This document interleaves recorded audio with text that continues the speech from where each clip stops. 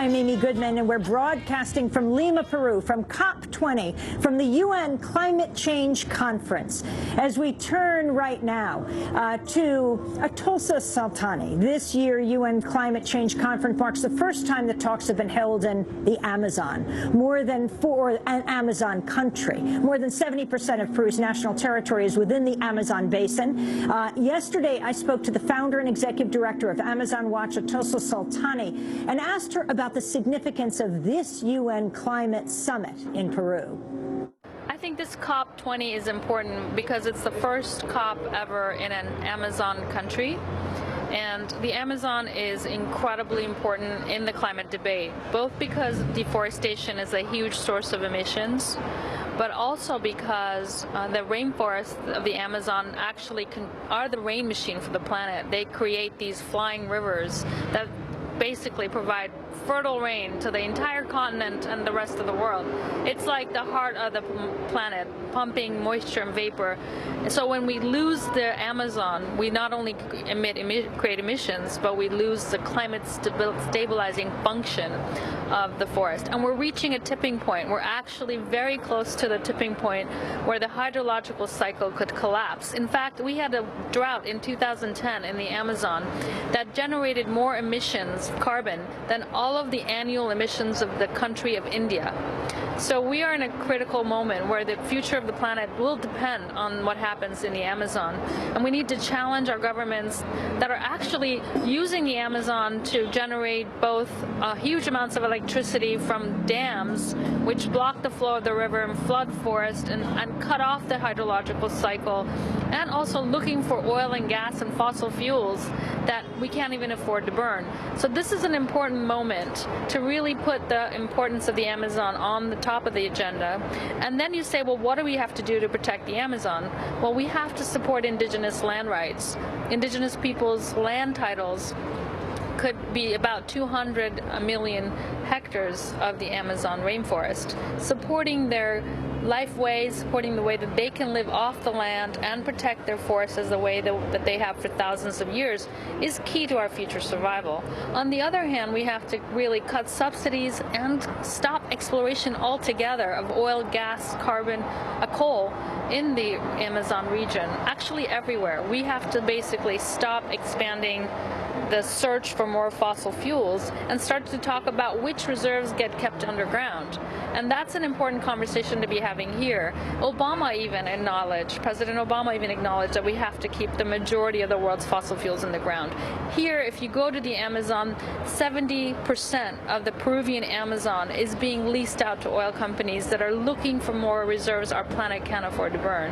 So that's why this COP is important, to put the Amazon on the map, to put indigenous rights central to the debate, and to call for the end of the fossil fuel era. And that's why we're here. And what do you say to someone like, well, the popular president of Bolivia, Evo Morales, who, when he just ran once again for president and won by an overwhelming majority, he was campaigning on health clinics, on economic development, and a lot of this is fueled by extraction, is funded by extraction. Presidents who would say, these other countries, like the United States, this is how they developed. Who are you to stop us from doing the same? Well, what we're doing to the planet, to the forests, and to the rivers, we're doing to ourselves. We're only a few generations away from losing the hydrological cycle. What I would say to the president of Bolivia is that remember that 70% of the gross domestic product of South America comes from places that are fed by Amazon rain.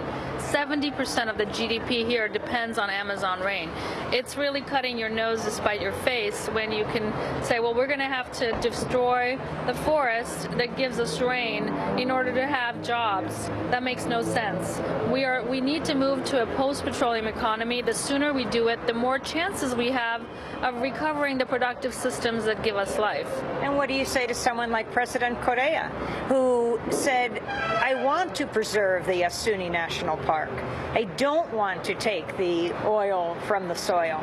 Please, to the industrialized world, help us protect this space. And he couldn't raise the money, so he's moved in with Chinese companies and has infuriated the indigenous population there. Yes, I stood with President Correa on stage when he launched this initiative. I wholeheartedly support this initiative to keep the oil on the ground. It was ahead of its time. I would say to President Correa, great idea. It was ahead of its time. The world maybe was not ready to pay for this, but they will be. They are now. We are now all talking about how to basically keep oil and gas in the ground. And President Correa is losing his leadership role in that being the first country to have proposed this. He could really have the moral and ethical leadership. Leadership in this moment is key. And he had a great leadership position. It's an idea that will happen. Well, whether Ecuador leads it or not remains to be seen. We will continue to fight for saving Yasuni National Park. His arguments of why Yasuni should be protected in 2007 are still true today. And really, it really is up to the international community and to China, who's given Ecuador $13 billion in financing in exchange for the oil that Ecuador has remaining in its Amazon, including Yasuni oil. So it's also up to China to say, hey, maybe China should forgive Ecuador's debt, and President Correa should assume leadership role and keep the oil on the ground and protect this area, which is not only the most biodiverse place on Earth, it was actually here around the Ice Age, and it's expected to survive climate change. It really is the cradle of life. And what do you say, what question would you have for Todd Stern, the chief U.S. climate negotiator here? I would say, what is the U.S. doing to basically end all subsidies for exploration? You know, our government spent $26 billion subsidizing new reserves, looking for new reserves. That has to stop. We have to basically tax carbon. We need to tax carbon and stop talking about climate mitigation of, one pollution credits versus another, allowing some place to pollute versus saving carbon elsewhere. We have to get beyond that and look at carbon tax. We have to look at not only cutting exploration, changing the laws that now allow fracking to proliferate throughout America, and looking at basically ending subsidies for fossil fuels. And to President Obama in what some might call the lame duck years, others might say these are his years to create his legacy? Absolutely. I mean, President Obama came in under the platform of hope. And I think we need to hold him to that. This is the moment where the planet is looking to the leaders of the world, to Obama, to President Dilma, to President Correa. Really think about future generations. They're speaking in your ears. Listen up and hear the voice of future generations. Your only legacy should be, what kind of the world are you being good ancestors to future generations? That should be your biggest question. That was Tosa Sultani. She's the founder and executive director of Amazon Watch. She had just come out of a remarkable afternoon with indigenous women yesterday, meeting to discuss their own solutions to climate change.